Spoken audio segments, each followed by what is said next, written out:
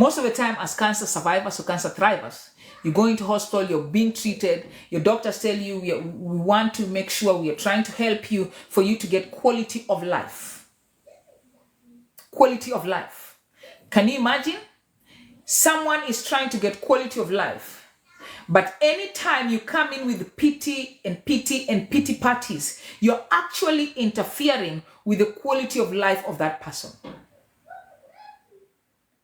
And you would think that all the pity that you pour on people that are going through something, going through a phase in life, you think that pity is improving their life. It is not improving their life at all. It is actually hurting them psychologically. Now, you ask yourself, then what should I do instead? What should someone do instead? Now let's talk.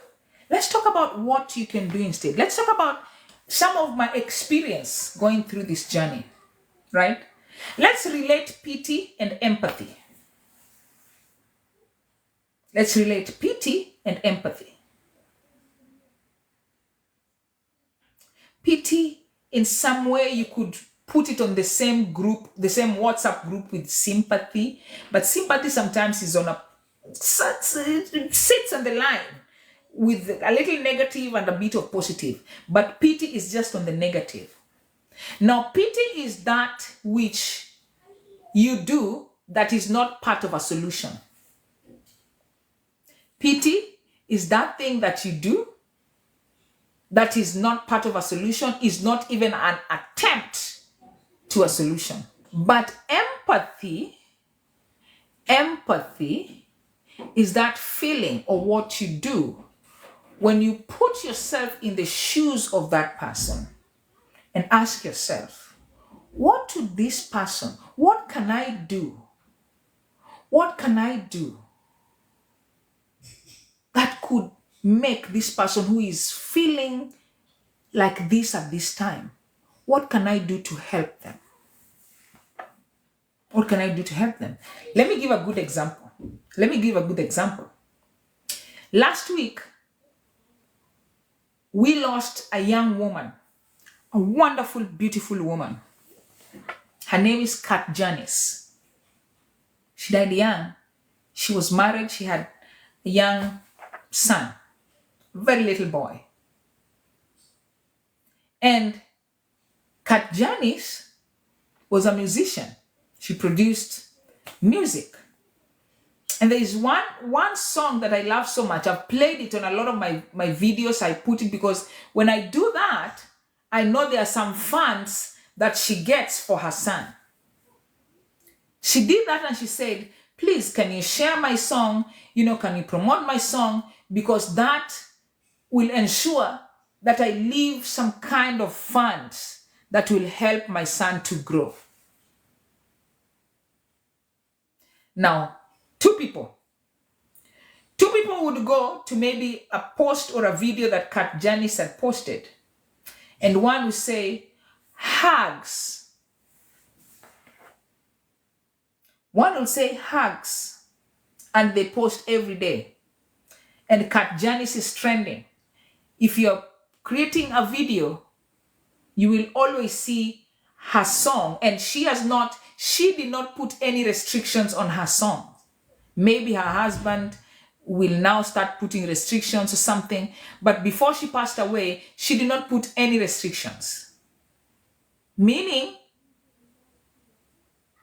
you can add her song to your videos. Now, pity is the person who will go and say, hugs, Kat Janice, hugs.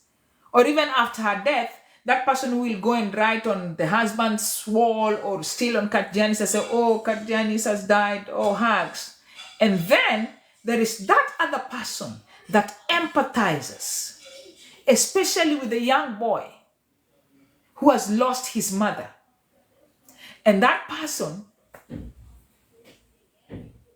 will go and share a video, share a Kat Janice video.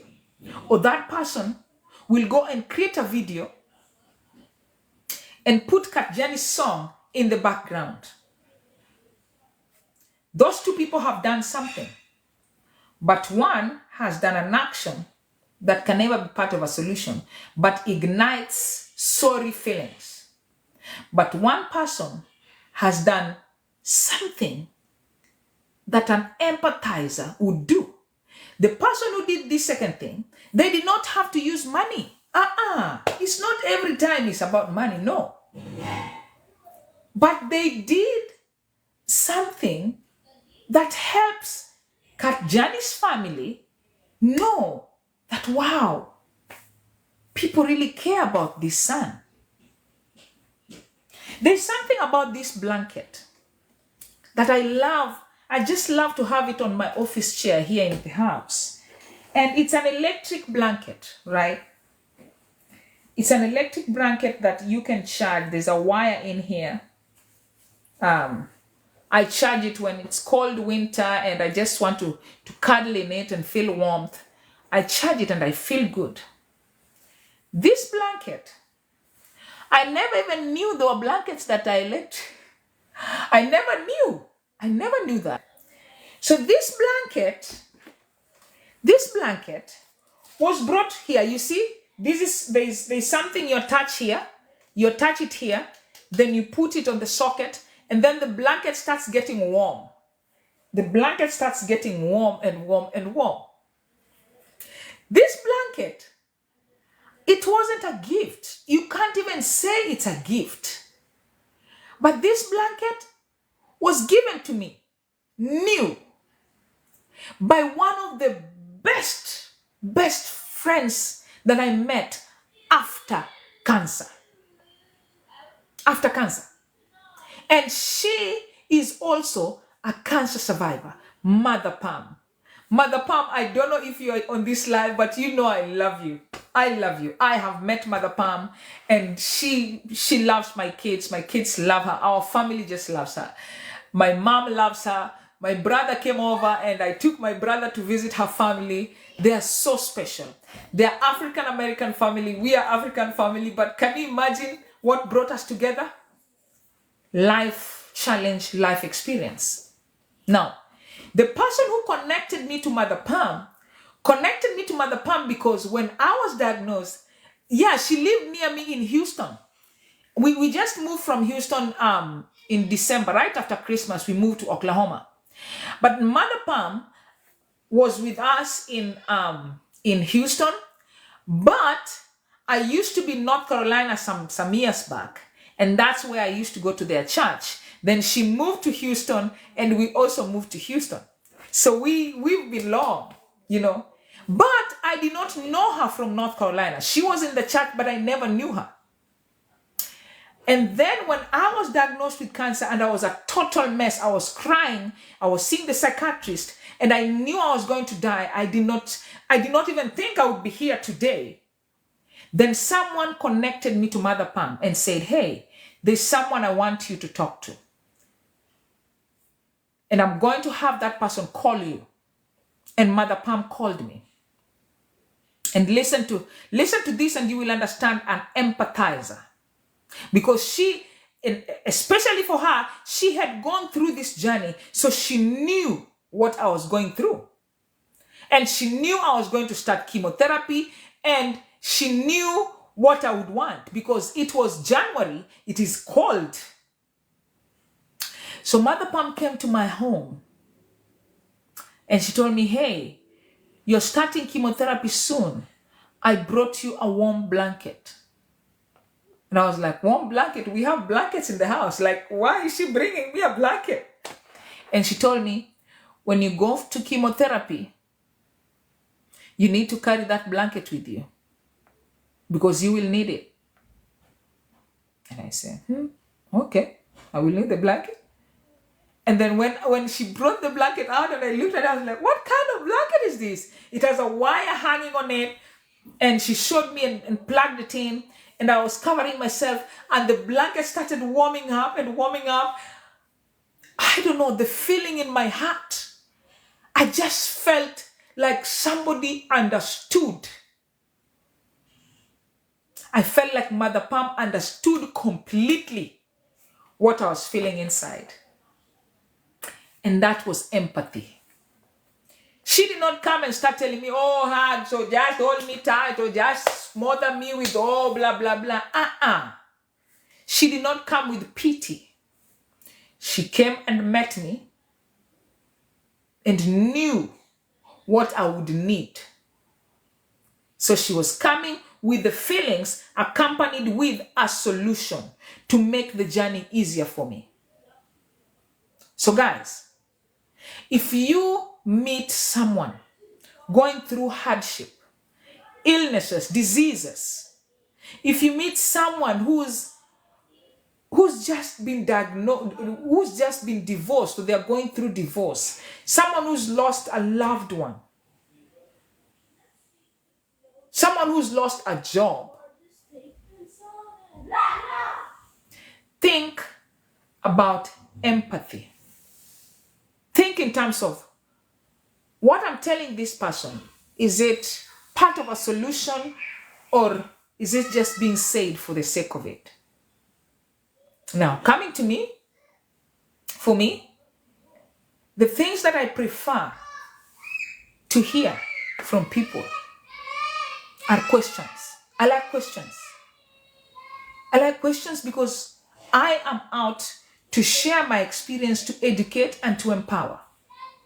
So if I put up a post talking about this is what I ate, this is what the doctors encouraged me to eat, this is what my doctor does not like for me to do, this is what I did during chemo and I thought it really worked for me.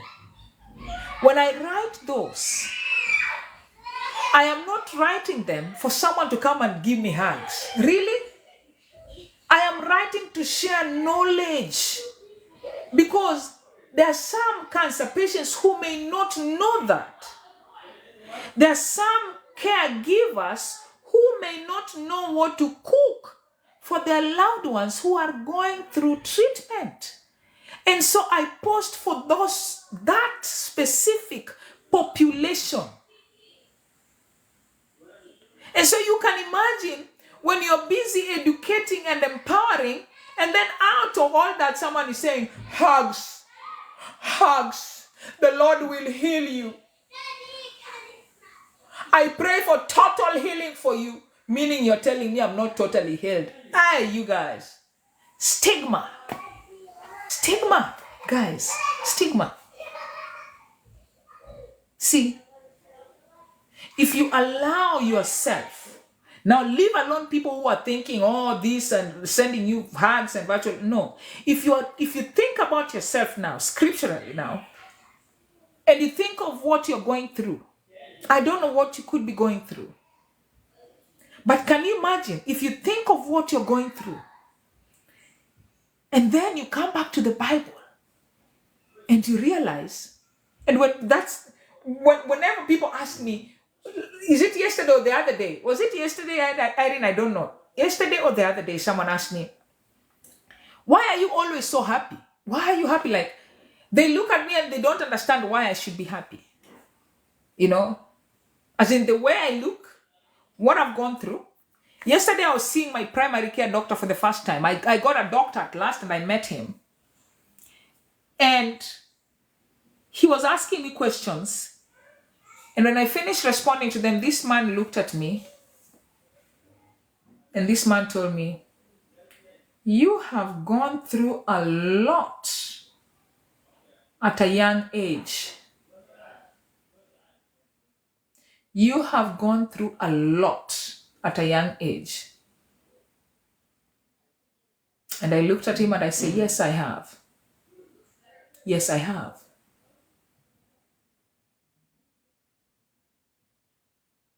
And I was so positive.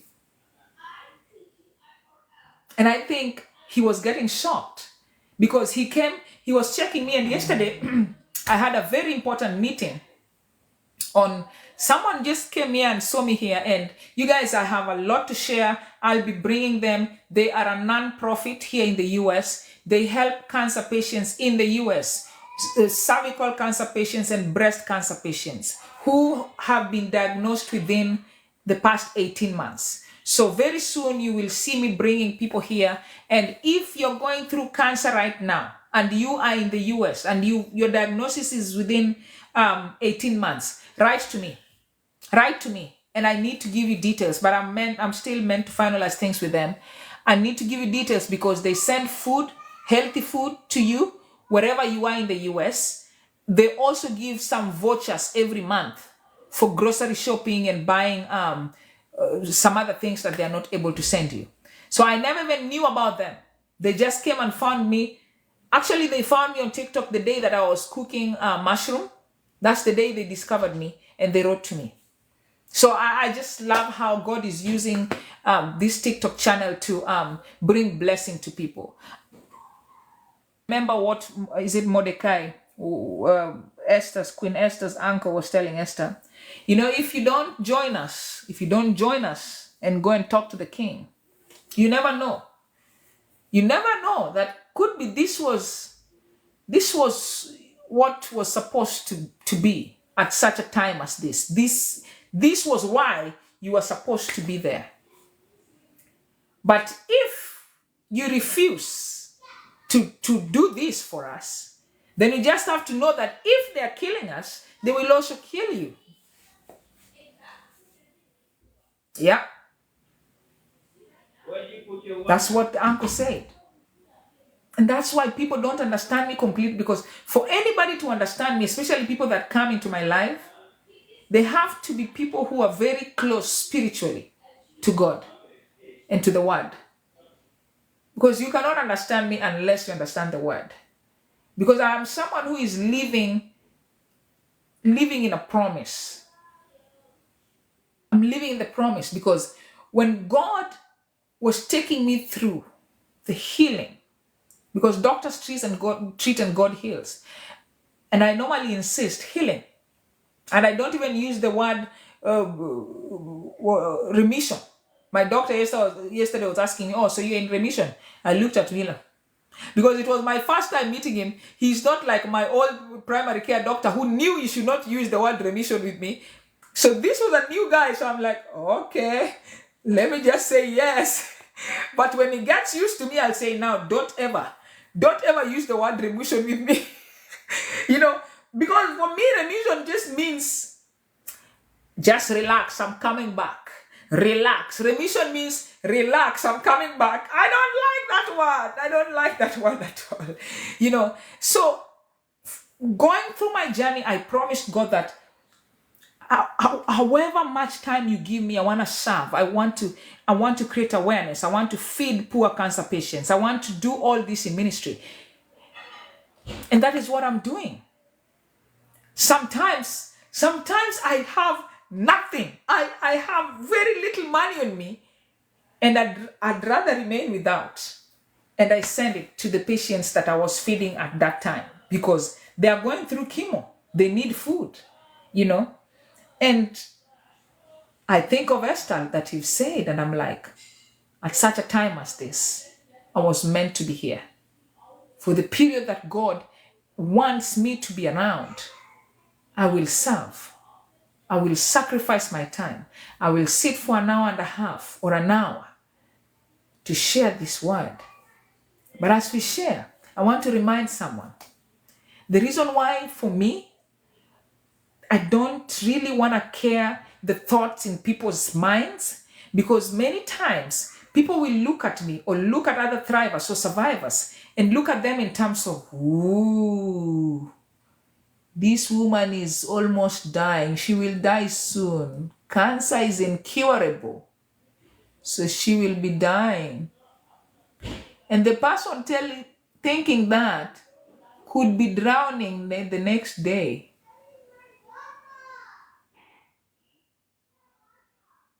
Could be drowning. Or could be on a plane crash. Or could just even choke on a fishbone. Something gotta kill a man. And it's not only cancer. It's so many things. It's even the Titan. Some world richest dudes They go see the Titanic, they remain down there with the Titanic. They remain with the Titanic. Didn't we just have a very rich man, wonderful guy from West Africa that was coming to watch Super Bowl?